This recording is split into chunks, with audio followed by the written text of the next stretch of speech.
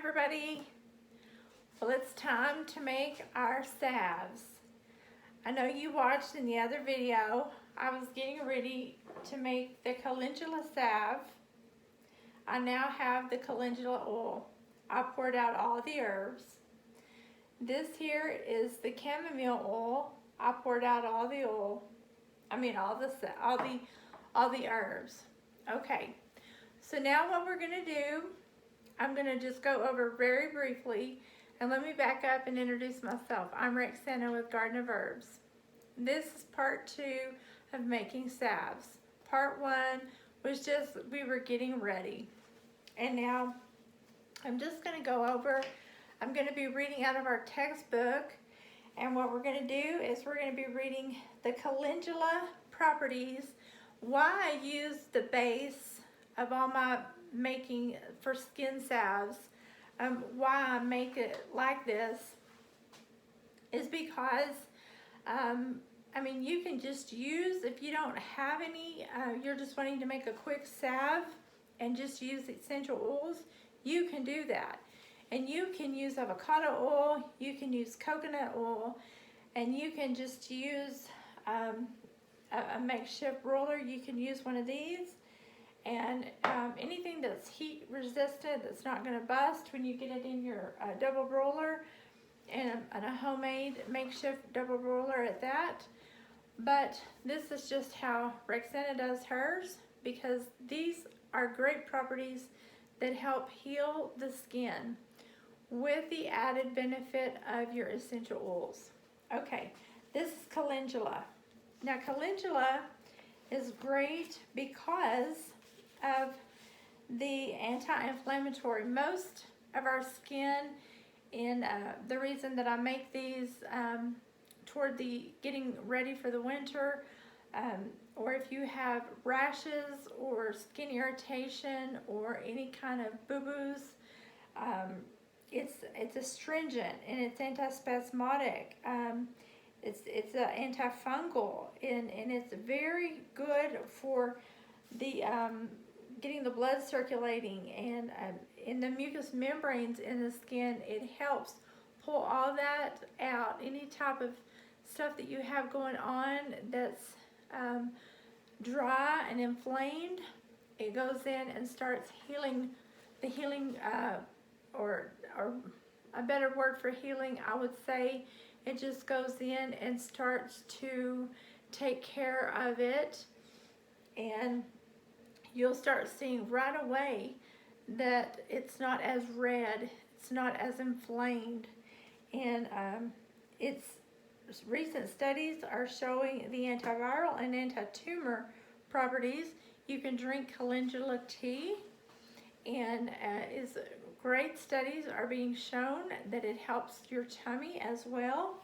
And I'm also going to read over here in another book about chamomile. And chamomile is, I like this, it's a different flower, it's a different plant, but they have 2 different kinds. One's English chamomile and one is Roman chamomile.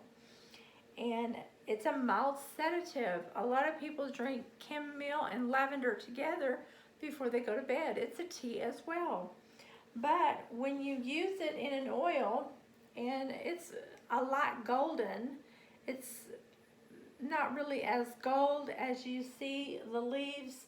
This is a little bit darker, and it's much more golden than this. This is why I like to do cold infusions. Cold infusions come out bright orange. I mean, like a bright orange. And this is not as pretty as when you do a cold infusion. A cold infusion comes out really bright. This is more of a brownish color. And so when you put the 2 oils up together, you can tell very little difference. But when you do a cold infusion, this is more of an orangey color, and is so pretty, so pretty. Because this is my first time doing a heat infusion of this. It's not my favorite way to do it. I can tell you that right now. I love the cold infusion because it takes longer. This took over a week because I slowly warmed it up, and I did it for a very slow process over several days. But I'm trying to get these salves out, but this will not be my favorite way to do it. You'll tell if you try this for yourself at home, and if you're somebody who's done salves before, you will agree with me. Cold infusion is the best. But anyway, the thing is, when you do this, it's also an anti-inflammatory. It takes care of pain and swelling and infection. And what it does for the skin is almost the same exact thing, except for it takes care of pain. And like if you have it's very aromatic as well. It helps with digestion. It's a nerve-on, so it goes in to take care of nerves. And that's why it also helps with the pain when you're doing something with the skin. And I just love these two. As far as the properties when I'm doing a salve. And so now you see why building a foundation when you're doing a salve is so vitally important. So we're going to move on now to our next step. This is just a basic. I'm going to be making 3 different salves today. One, we're going to go all the way through the process. The other 2, probably not going to capture that on video, but I just want you to know right now, I'm going to take you over here with me. I have what is called a homemade makeshift boiler. And I'm just going to take you down a little bit with me. It's not important that you see my face until I get a proper camera equipment and stuff like that. This here is what we're going to be doing as far as, and I know, there. This is a cute little thing that I got off of Amazon. And we're going to just be putting some stuff in here, and then that's water boiling. And this right here is what we're going to be doing, okay? Okay, so now back over here. And I'm going to drop you down so that you can see. I have some beeswax here, okay? Let me get you down here to the table where you can see what I'm doing. Hopefully, I'll get you down, get you down, get you down, get you down, get you down. Okay, now I think you can see a little bit what I'm doing. What I'm going to be doing is I'm going to be doing a 1/2 cup of oil and this here.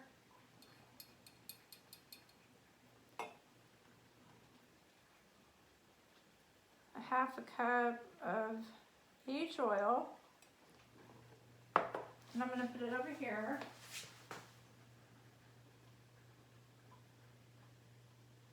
That's all we're going to do is we're going to do a 1/2 cup of each oil, and if it doesn't look like it's going to fit in there, then what I'm going to have to do is I'm going to have to get it back out. Because that's all you're going to do is you're going to do a 1/2 cup of each oil.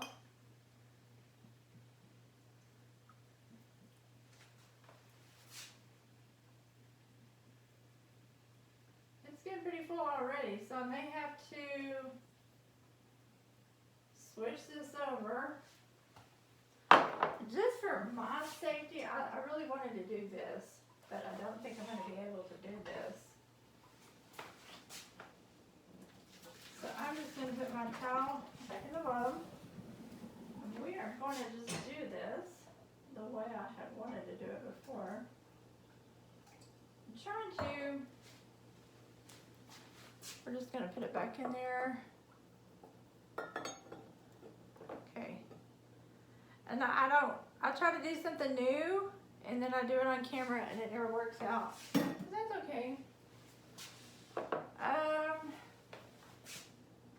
We're just going to do it like this. And basically, all we're going to do here is I do 0.4, and let me zero my, you have to zero out with your, you have to zero it out there for ounces, and then you put in 0.5 ounces of beeswax. That's like the hardest part. Okay, So you put them in, because that's what's going to make it hard. Okay. Now the next thing is I put in a tablespoon of shea butter. And shea butter, I use the same company. It's the Beeswax Texas Better Shea Butter. And I just get this stuff is like really nourishing to the skin.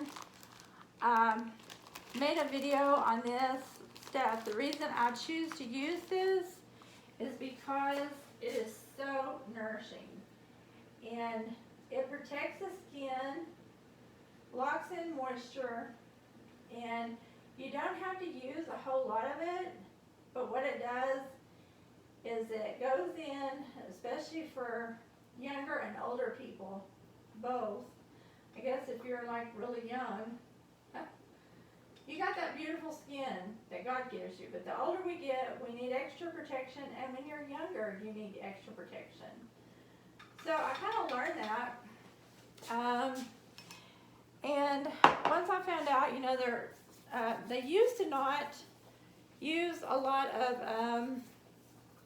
stuff like that in products, in beauty products, and now they're starting to use a lot of stuff. We're just going to let that melt down. That's going to take a few minutes, but I wanted to take the opportunity to talk about shea butter, why I use it, because once, you know, we need some kind of water in our skin, and if you use, you know, when you put a little water on your skin and then you put some salve on there, if you have it, I mean, if you don't, I understand. But now we're pretty much done with our calendula and our chamomile, so we can put this over to the side and we can reuse that at a later time. But now what we're going to do is we're going to let this melt. And the only thing that we may have to add, that I tell people that we have to do like a little freezer test, is we're going to put some vitamin E oil in here in a minute. But the only thing that we're gonna add, possibly after we do a test, is we're gonna add a few extra pellets of beeswax. And these beeswax, I used to get the big chunk. I don't do that anymore. I add maybe just a few more of these, and that is because it may need a few more pellets, because it may not be you know, hard enough. But what we're going to do is I'm going to do a chest rub, and I'm going to add some eucalyptus to my chest rub, and I'm going to add another secret. I don't tell anybody all my oils because it's a secret, but most of us grew up with Vicks Rub, and eucalyptus was in the chest rub, but I don't use that anymore because of the petroleum jelly, and the petroleum products are not good for us, and so I make my own. I try not to buy anything at the store if I can get by with it. Now this here is going to make several, it'll probably make this 1 cup, which is now over a cup. It's a cup and a quarter. It's going to make several of these little tins. These are 2-ounce tins, and I think they're 2 ounce or an ounce, 1 or 2 ounce. But I will add my essential oils. I will pour, I'll pour about a half a cup in here, and then I'll add my essential oils plus the vitamin E. I'll probably put a half of the vitamin E, and then I will add the essential oils, and then I'll pour them in I'll do my chest rub, which I'll put my essential oils in here, and then I'll add them to this. And then I'll do my boot cream, and then I'll also do what is called, I got my other one, I forgot. Oh, my chest rub, this other one is Restore Cream. which Restore Cream is for irritated skin that you might have eczema or psoriasis and stuff like that. So it's almost ready. Sometimes it takes, it just depends on, and I do a medium. I don't do it very fast because I don't think you need to have a very high temperature. But a medium is very good. And I see people put their essential oils in here, but you should not put your essential oils in there at this time. But I think we can put one of them out here because I think it's just about ready. You think about your herbs losing their essential properties. And so we're just about done. The Shea Butter is what takes the longest. And so that's what we're going to do. We're going to go ahead and take it out. We're going to let it cool off for just a minute. And then because it's off the fire, you want to just keep stirring it. And then after that, in this video, I've cut my time down a lot by doing one video and getting things ready and preparing. You just take your herbs out, and let me just go ahead and say this while we're letting this cool off. You know, when you do a tincture or you do tea and you can save your herbs and put it out in your garden, when you do oils, you cannot save your herbs. You have to throw your herbs away because oils don't break down. Your herbs that you save from your oils, they don't break down. So just trash them. I used to think that, you know, I'd think, well, I wonder if you can save your herbs from your oils. No, don't do that. Don't make the mistake that Rexanna did. Now we're going to take a real quick test while this is hot. The best way to do that is with a spoon, a metal spoon, and just get a plate and put it on, like, put it in your refrigerator. And it doesn't have to be but just a half a drop. Put it on the plate and then put it in the freezer. And while we sit here and talk, we'll see if it's ready or if you need to put a few more pellets in there. And our water is still hot, everything is still hot. And, you know, we may need to drop a few more pellets in there because it didn't look like we really had that many pellets in there, and we may need to drop a few more pellets. I'm just going to drop a few more pellets in there just to see if it's going to melt. That's not going to hurt anything, but we'll see, you know, does it need to go ahead? Will it melt on its own? It may just melt right here, and it may not. I'm going to get a drink of water.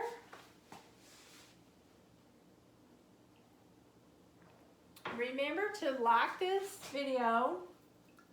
I know people, I've watched videos, and then after I watch it, I'm writing things down, and then I forget to subscribe to a channel.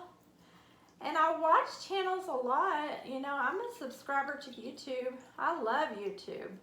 But I forget to like, and I forget to subscribe, and sometimes I'll make a comment, and I'm like, I didn't even like that video, and I meant to like that video, and I really need subscribers to my channel. So look, these are melting. Awesome. That's so awesome. I love it when we don't have to go back and do more work. Okay, so let's see what it's doing, the test. It doesn't look like, well, it's not moving.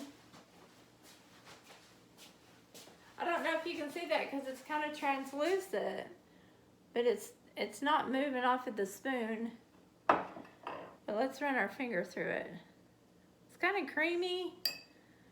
So I'm going to put a few more drops, make it a little bit more, because it seems to need a few more.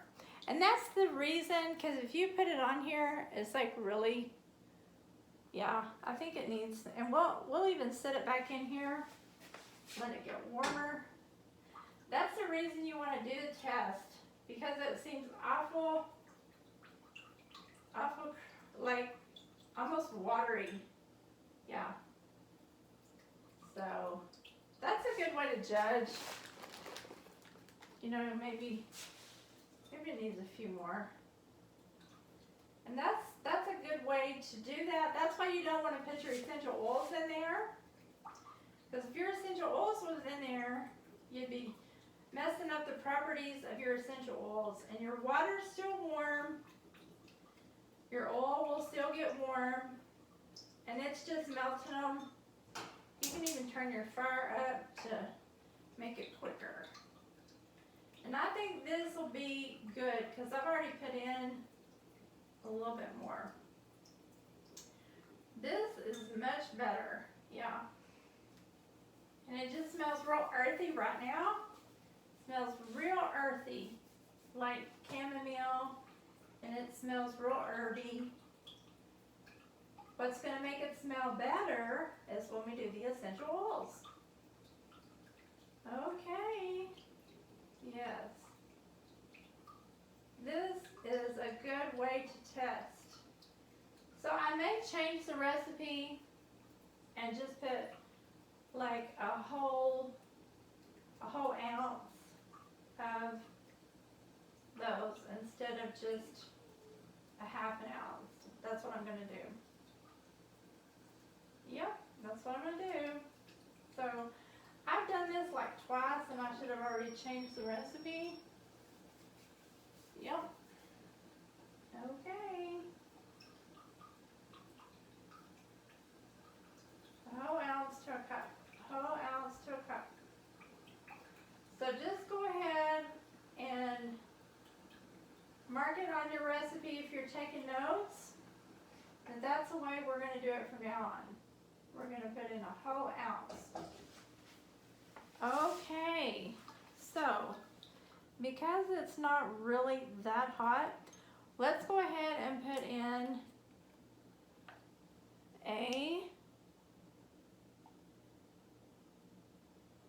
just under, like not quite, about 3/4 of a tablespoon of vitamin E.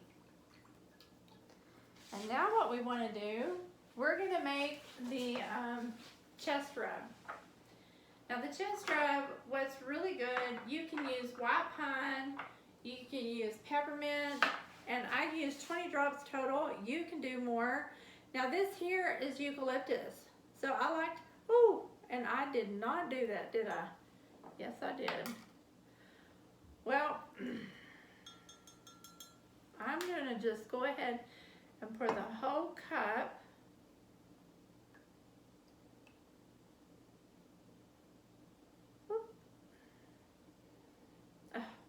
Okay. 1, 2, 3, 4, 5, 6, 7, 8, 9, 10. Okay. And then peppermint.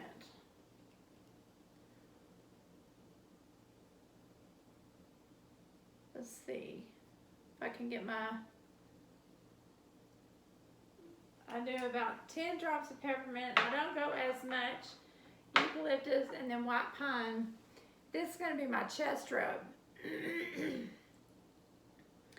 And the reason I use peppermint with eucalyptus is because what you're looking for is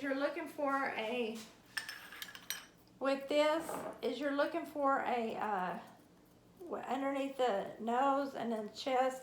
Peppermint opens up the chest, and it also helps to get it to where you're breathing.